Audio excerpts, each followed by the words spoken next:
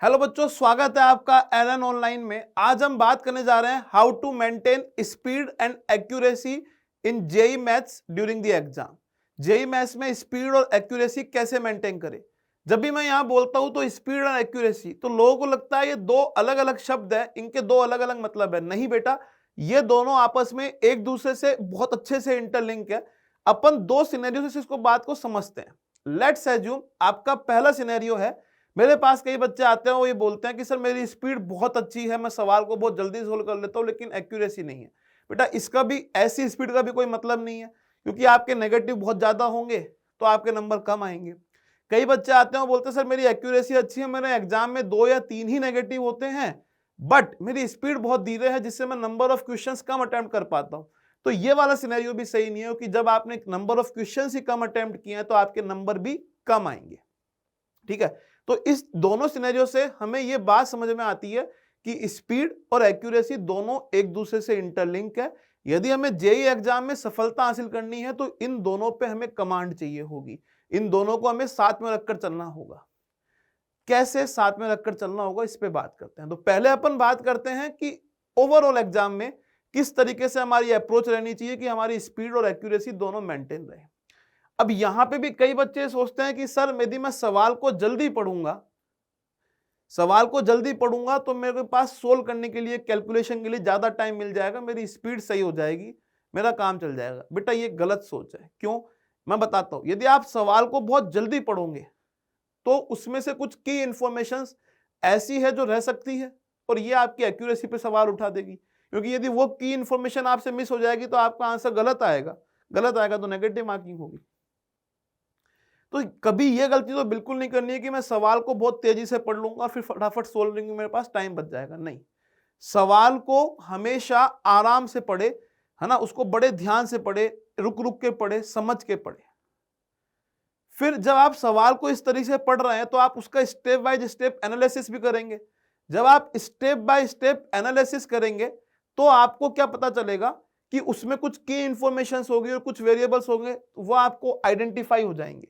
जैसे for example upon maths का एक चैप्टर लेते हैं, पैराबोला। सवाल जो है वो पैराबोला चैप्टर से रिलेटेड था, तो उसमें टेंजेंट की बात आई तो आपके दिमाग में आएगा अच्छा टेंजेंट है, तो आपके दिमाग में इक्वेशन ऑफ टेंजेंट आएगा।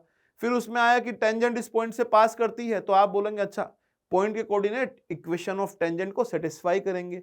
तो जब हम इस तरीके से सवाल पढ़ रहे हैं और डायग्राम बनाते हुए समझ रहे हैं तो हमारे दिमाग में ऑटोमेटिक पेन उठाने से पहले एक मेंटल आउटलाइन तैयार हो रही है हमारे दिमाग में कि इस सवाल को ऐसे ऐसे करना है, यहां से इसकी वैल्यू आएगी, यहां से इसकी वैल्यू आएगी, मेरा आंसर आ जाएगा।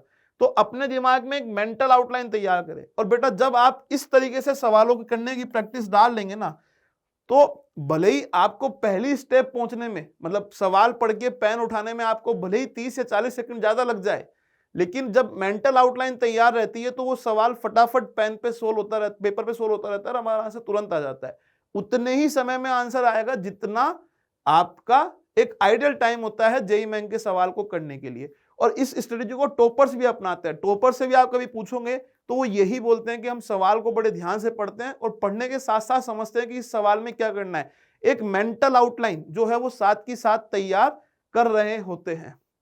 तो हमेशा इस चीज का ध्यान रखें।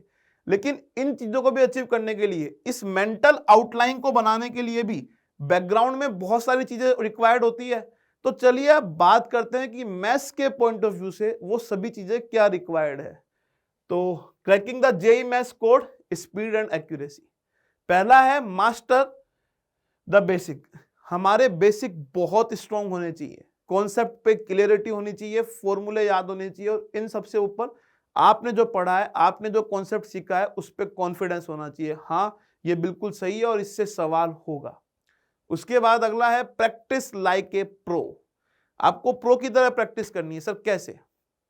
आप घर पे जब भी रिवीजन करने बैठे हैं, आप कोई होमवर्क कर रहे हैं, तो अपने जितने भी सवाल है उसको आप टाइम बाउंड में करिए। उसको ये समझिए सवाल आप रिवीजन के लिए नहीं कर रहे हैं, आप पेपर दे रहे हैं। ये जेईई मेन या जेईई एडवांस का एक्चुअल पेपर है, आप एग्जाम हॉल में बैठे हैं, बिल्कुल उसको उस पेपर की तरह करिए। ठीक है, जितना टाइम में वहां सवाल होता है, जितने आप सवाल करना चाहते हैं 10, 20, 30, उसके अकॉर्डिंग अपना टाइम लगाइए और उसको अचीव करने की कोशिश करिए। जैसे फॉर एग्जांपल मानते हैं आप जेई मेन का पेपर कर रहे हैं मैथ्स का, 75 मिनट आइडियल टाइम होता है, आपने लगाया, आपका हो गया, तो अब धीरे धीरे उसे कम करिए, 75 से 73 आइए, 73 से फिर 70 लगाइए, ऐसे धीरे धीरे कम करते हुए आइए। जब आप ये काम रेगुलर करेंगे तो एग्जाम डे वाले दिन आपको कोई डिफरेंट चीज नहीं लगेगी, आपको ये लगेगी कि आप आपके रूम में बैठ के बस पढ़ाई कर रहे हैं। वो बात अलग है कि हम पेपर के सवाल कर रहे हैं, नथिंग डिफरेंट, बिल्कुल भी डिफरेंट नहीं लगेगा, इस बात को मान के चलिए। जब मैंने इतना बोला प्रैक्टिस लाइक ए प्रो, तो आपको ये समझ में आ गया कि सर प्रैक्टिस टाइम बाउंड करनी चाहिए, किस तरीके से करनी चाहिए वो भी समझ में आ गया। लेकिन प्रैक्टिस किन की करें बेटा? सबसे अच्छा सोर्स होता है PYQs एंड मॉक टेस्ट, जो आपके मॉक टेस्ट और सोल्ड प्रीवियस ईयर PYQs, उनको करिए। ठीक है भैया। अगला आता है टाइम मैनेजमेंट।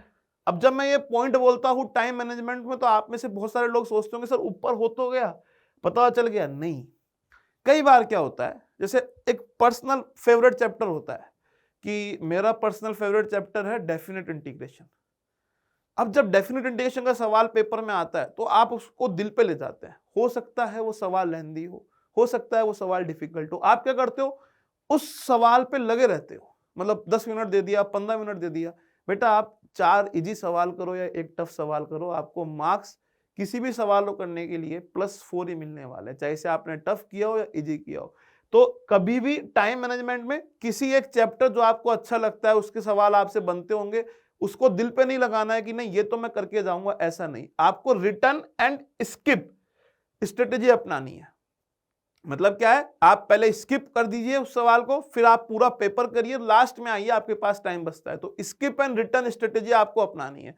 जब भी आपको कोई लगता है मेंटल आउटलाइन में लगा कि यार ये तो बहुत लंबा जाएगा, उसको स्किप करके रिटर्न आओ, वापस करो। रिटर्न कब आना है? जब पेपर पूरा हो जाए। तो इस स्किप एंड रिटर्न स्ट्रेटेजी पे आपको काम करना चाहिए। इसे आप डेली जब आप होमवर्क में, मैंने बताया ना रिवीजन में, आप जब ये टाइम बाउंड प्रैक्टिस कर रहे हो तो आप इसको भी इंट्रोड्यूस करिए कि आपको कोई सवाल बहुत ज्यादा लेंदी लगा तो उसको छोड़ दो, पहले पूरा करो, फिर रिटर्न में आके इसको करो। ठीक है भैया। अगला है स्मार्ट स्ट्रेटेजीज फॉर सक्सेस।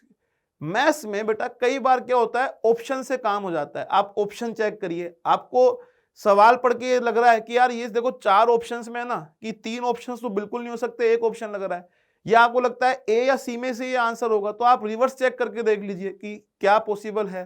तो इस तरह के शॉर्ट ट्रिक, शॉर्टकट जो है वो भी आप आइडेंटिफाई करने की कोशिश करें। ठीक है भैया। जैसे एसओटी में कई सवाल सिर्फ डायमेंशन से ही हो जाते हैं, तो वो भी आप देख सकते हैं। ठीक है, आगे चलते हैं। आगे है 10 द कॉमन पिटफॉल्स। जब आपने इतने सारे मॉक टेस्ट दिए, टाइम बाउंड प्रैक्टिस करी, तो आप उसमें अपनी गलतियों को, अपनी मिस्टेक को एनालाइज करिए कि मैं कहां गलत हो रहा था। कोई सवाल मेरे से गलत हुआ तो वो सिली मिस्टेक थी, कैलकुलेशन मिस्टेक हो गई, मैंने सवाल गलत पढ़ा, मैं उसके कॉन्सेप्ट को आइडेंटिफाई नहीं कर पाया, या एक ये भी इसमें निकल के आता है कि सर इस चैप्टर में मेरे इस पर्टिकुलर सब टॉपिक के सवाल नहीं होते। फॉर एग्जाम्पल जैसे डेफिनेट इंटीग्रेशन में कई बच्चे बोलते हैं कि सर हमसे एस्टिमेशन के नहीं होते, बाकी सब हो जाते हैं।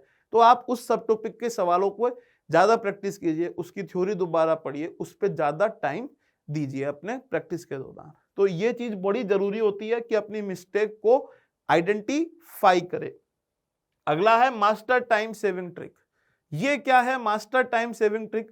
बेटा अपनी कैलकुलेशंस को फास्ट करे। मैथ्स में तो बहुत ज्यादा काम में आता है।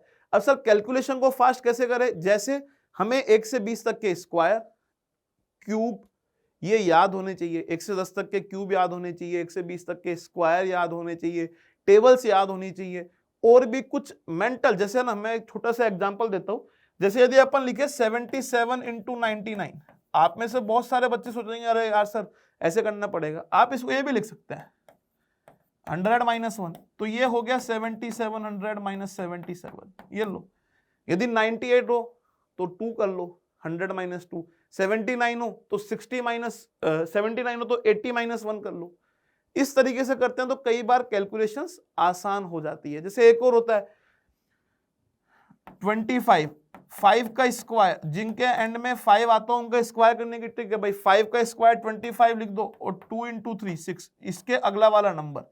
जैसे आपको लिखना है 25 का तो हो गया, आपको लिखना है 125 का, तो 5 का ये और 12 इंटू 13 यदि आप करोगे तो ये आ जाएगा 15625। तो इस तरह की आप अपनी जो कैलकुलेशन तेज करने की प्रैक्टिस है, ये आप तब भी करिए जब आप घर पे रिवीजन कर रहे हैं, अपना होमवर्क कर रहे हैं। बेटा आप ये मान के चलो, यदि आप ये आज से करोगे तो आपकी हैबिट में एग्जाम आने तक आ जाएगा। ऐसा नहीं है कि मैं एग्जाम में ही ये सब तरीके अपनाऊंगा, जब घर पे कर रहा हूं तब नहीं। नहीं, जब आप घर पे प्रैक्टिस कर रहे हो तब भी ये तरीके अपनाएं। कैलकुलेशन जो फास्ट करने की ट्रिक्स होती है उसको आप थोड़ा जल्दी करें। कैलकुलेशन कैसे आप तेज कर सकते हो, है ना। चलिए अगला आता है बेटा रिवाइज एंड रिफ्लेक्ट। इसमें क्या है, आपको कभी कभी ऐसा महसूस होता होगा कि सर इस चैप्टर में यदि वो मेरे को फॉर्मूला आता तो मेरा काम हो जाता। बेटा इस चीज को दूर करने का सबसे बढ़िया तरीका होता है, आप हर दिन एक चैप्टर के सिर्फ शॉर्ट नोट्स पढ़े, चाहे से वो चैप्टर फिजिक्स का हो, केमिस्ट्री का हो या मैथ्स का हो, किसी का भी हो, बट आप डेली हर एक दिन एक चैप्टर के शॉर्ट नोट्स जरूर पढ़े। इससे क्या होगा, जब आप शॉर्ट नोट्स पढ़ेंगे तो आपके पास सारे फॉर्मूले आपके दिमाग में जाएंगे, और फिर वापस जब फॉर्मूले दिमाग में जाएंगे तो अपने आप एक मेंटल आउटलाइन तैयार होगी। अच्छा यार ऐसा होता है तो ये होता है, ये होता है, तो 15-20 से 20 मिनट में आपका उस चैप्टर का एक क्विक रिवीजन हो गया। तो अपने फॉर्मूले पे कमांड करने के लिए सबसे अच्छा एक तरीका ये है। और भी आप अलग अलग तरीके से अपने फॉर्मूलों पे कमांड करिए, अपने फॉर्मूलों को ढंग से याद करिए एकदम। और ये रेगुलर होना चाहिए, ऐसा नहीं है एग्जाम आया तो उससे 5 दिन पहले करेंगे, नहीं, रेगुलर होना चाहिए। बिल्कुल ठीक है। अगला है stay cool and stay confident. जब भी आप एग्जाम में जाए तो कॉन्फिडेंट अप्रोच लेके जाए। कभी माइंड में ये लेकर ना जाए कि यार ये मेरे को वो चैप्टर नहीं आता अच्छे से, मेरे को ये नहीं आता, फिजिक्स में ये छूट गया पढ़ना, मैथ्स में ये छूट गया। नहीं, हमेशा एक कॉन्फिडेंट अप्रोच के साथ जाए कि मैं पूरा पढ़ के आया हूं, जो पेपर आएगा मैं उसको एकदम फोड़ दूंगा, बिल्कुल बेहतरीन मेरे मार्क्स आएंगे, मेरे को सब आता है। इस कॉन्फिडेंट अप्रोच के साथ जाए। और एक और चीज, कभी कभी क्या होता है, आप एग्जाम लिखने गए, आपसे पहले 2 सवाल नहीं बने, आप घबरा जाते हैं, अच्छा यार पेपर टफ आया, मेरे से सवाल ही नहीं बन रहे क्या। नहीं, अपने दिमाग को शांत रखे, अपने आप को ठंडा रखे और ये सोचे कि यार मैं पढ़ के आया हूं, पेपर में बहुत सारे सवाल है, 2 नहीं बने तो क्या हुआ, अभी तो बहुत सवाल और पढ़े हैं, मैं वो बना लूंगा। अपने आप को शांत रखे, दिमाग को शांत रखे, एकदम कूल रहे और पेपर को कॉन्फिडेंट अप्रोच के साथ करे।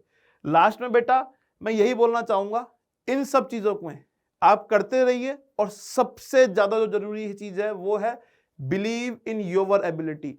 अपनी क्षमताओं पे विश्वास रखो, अपने ऊपर कॉन्फिडेंस रखो कि मैं कर सकता हूं।